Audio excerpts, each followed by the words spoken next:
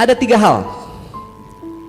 Kalau Anda mau berkelimpahan secara materi uang, ingat kita butuh buat memberi. Kenapa? Kita harus mimpi besar supaya bisa dibagi-bagi. Kenapa kalau mimpinya kecil, buat diri sendiri aja kurang. Mau kan menjadi manfaat? 3 hal yang nggak boleh Anda pelit, kita pelit nggak boleh. Ini 3. Semakin kita pelit, semakin melarat, semakin sengsara. Yang pertama, ya, nggak boleh dihemat uang yang buat kesehatan diri. Apalagi pelit buat kesehatan diri. Semakin kita pelit sama kesehatan diri, semakin sengsara kehidupan kita dan keluarga. Buat kesehatan diri, termasuk kesehatan badan, tubuh, pikiran, dan hati batin. Ya, belajar, terus belajar. Itu juga bagian dari kesehatan jiwa dan pikiran kita, mental dan spiritual. Jangan pernah pelit buat badan, buat apa istilahnya, makanan apa, buat kesehatan. Jangan pernah pelit.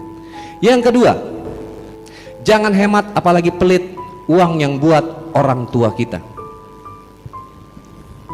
Semakin kita hitungan, semakin kita hemat. Oh, gua aja kurang nih, bagaimana gua kasih nyokap gue, bokap gue. Semakin Anda pelit, semakin Anda hemat, akan semakin susah juga rezeki yang masuk uang. Ada berapa? Ada. Angkat tangan yang masih punya ibu di sini, di pemirsa di rumah.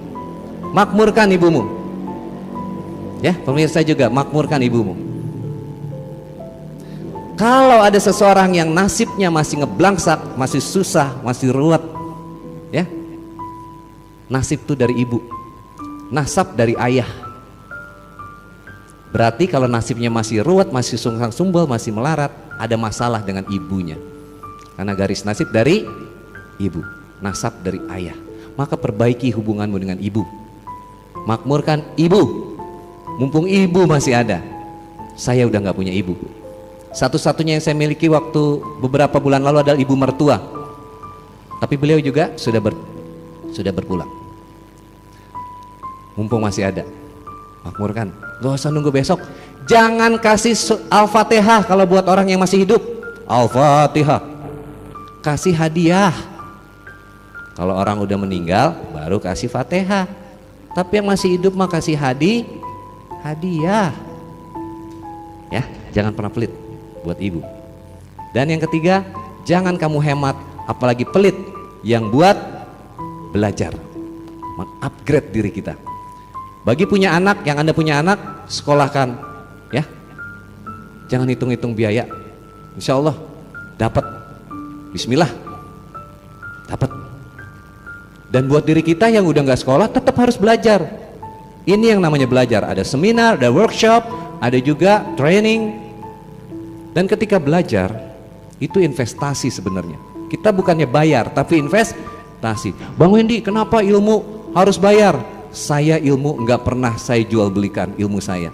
Saya belasan tahun, puluhan tahun ilmu saya ilmu barat dulu, baru balik ke ilmu timur kita di leluhur sini. Saya pelajari hipnosis, hipnoterapi, ya, neuroscience, mind power, kekuatan pikiran. Setelah saya rasa cukup, saya kembali ke timur. Bukan cukup belajarnya, lumayan, ya kan? Ya, saya kembali ke ilmu timur, berguru kemana-mana, sehingga saya ketemu dengan ayah guru. Alhamdulillah. Jadi teman-teman, ilmu itu nggak akan yang kita bahasanya bukan kita beli, tapi kita investasi. Itu nggak akan pernah hilang. Maka bayaran saya bisa mahal, ya karena saya punya ilmunya.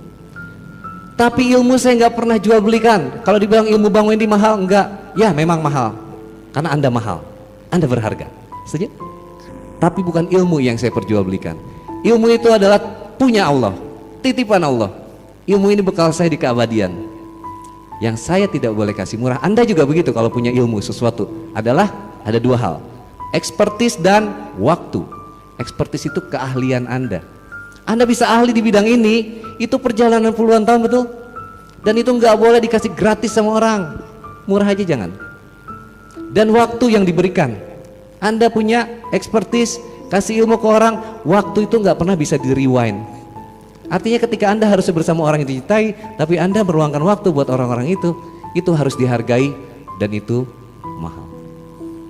Setuju? Jadi kalau Anda tak lihat ke saya, kenapa Bang Wendy selalu ada biayanya? Bukan buat saya, itu buat Anda menghargai dirimu sendiri. Kalau Anda mintanya gratisan terus, maka Anda juga akan dihargai murah kehidupannya. Dan ada hukum pertukaran energi. Sejak zaman Rasulullah pun kita diajarkan. Ketika ada di majelis seperti ini, pernah lihat ada keropak-keropak amal itu? Infak. Nah itu untuk pertukaran energi kita. Jadi jangan pelit sama diri. Ya, mau berkelimpahan, lakukan itu.